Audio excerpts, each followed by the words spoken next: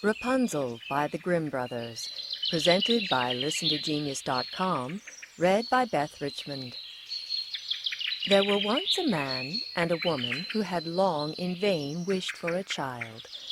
At length, the woman hoped that God was about to grant her desire. These people had a little window at the back of their house, from which a splendid garden could be seen, which was full of the most beautiful flowers and herbs. It was, however, surrounded by a high wall, and no one dared to go into it because it belonged to an enchantress, who had great power and was dreaded by all the world. One day the woman was standing by this window, and looking down into the garden, when she saw a bed which was planted with the most beautiful rampion, Rapunzel, and it looked so fresh and green that she longed for it. She quite pined away and began to look pale and miserable. Then her husband was alarmed and asked, "What ails you, dear wife?" "Ah," she replied, "if I can't eat some of the rampion which is in the garden behind our house, I shall die." The man, who loved her, thought, "Sooner than let your wife die, bring her some of the rampion yourself, let it cost what it will." At twilight he clambered down over the wall into the garden of the enchantress, hastily clutched a handful of rampion, and took it to his wife. She at once made herself a salad of it, and ate it greedily. It tasted so good to her, so very good, that the next day she longed for it 3 times as much as before. If he was to have any rest, her husband must once more descend into the garden. In the gloom of evening, therefore, he let himself down again. But when he had clambered down the wall, he was terribly afraid, for he saw the enchantress standing before him. "How can you dare," she said with angry look, "descend into my garden and steal my rampion like a thief? You shall suffer for it." "Ah," answered he, "let mercy take place of justice. I only made up my mind to do it out of necessity. My wife saw your rampion from the window and felt such a longing for it that she would have died if she had not got some to eat." Then the enchantress allowed her anger to be softened, and said to him, "If the case be as you say, I will allow you to take away with you as much rampion as you will. Only I make one condition. You must give me the child which your wife will bring into the world. It shall be well treated, and I will care for it like a mother."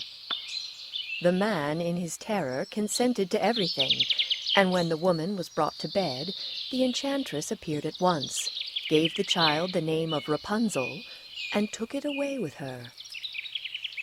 Rapunzel grew into the most beautiful child under the sun.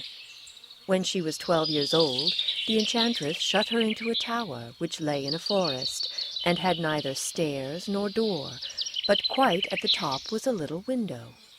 When the enchantress wanted to go in, she placed herself beneath it and cried, "Rapunzel, Rapunzel, let down your hair to me." Rapunzel had magnificent long hair, fine as spun gold, and when she heard the voice of the enchantress, she unfastened her braided tresses, wound them round one of the hooks of the window above, and then the hair fell 20 ells down, and the enchantress climbed up by it. After a year or two it came to pass that the king's son rode through the forest and passed by the tower. Then he heard a song which was so charming that he stood still and listened. This was Rapunzel, who in her solitude passed her time in letting her sweet voice resound. The king's son wanted to climb up to her and looked for the door of the tower, but none was to be found. He rode home, but the singing had so deeply touched his heart that every day he went out into the forest and listened to it.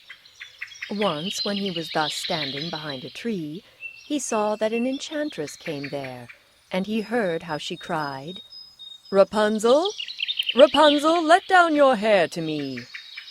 Then Rapunzel let down the braids of her hair, and the enchantress climbed up to her.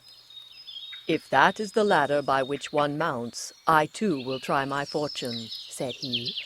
And the next day, when it began to grow dark, he went to the tower and cried, "Rapunzel, Rapunzel, let down your hair to me."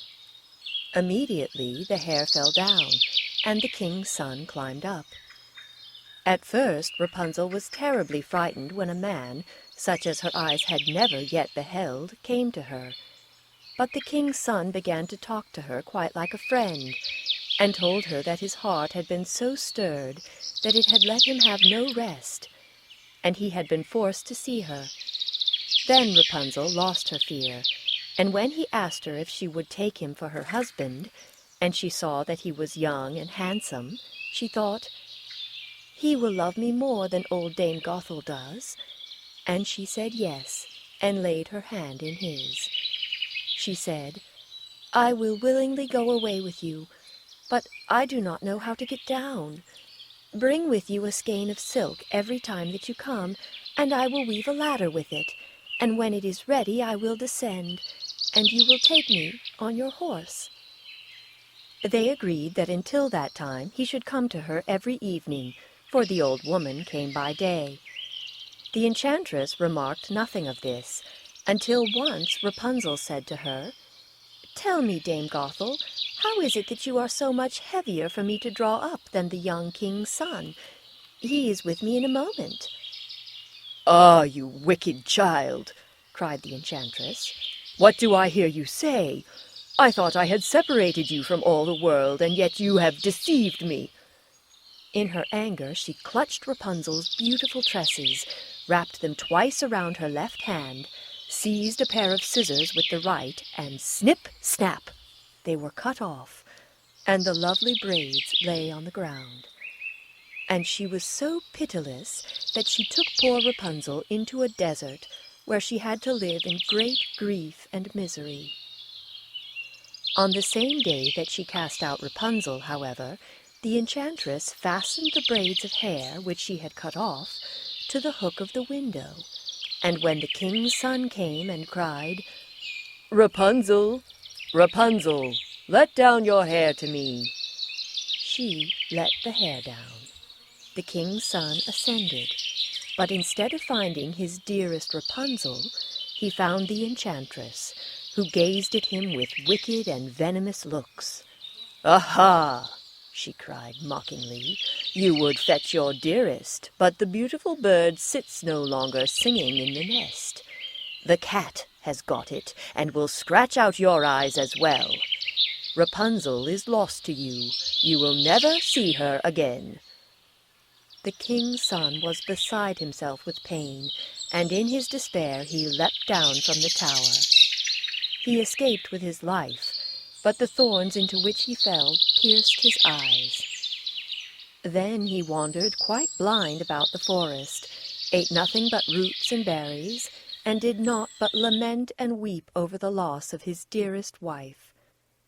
Thus he roamed about in misery for some years, and at length came to the desert where Rapunzel, with the twins to which she had given birth, a boy and a girl, lived in wretchedness.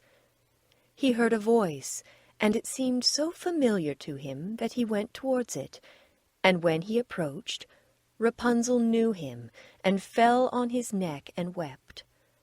2 of her tears wetted his eyes, and they grew clear again, and he could see with them as before.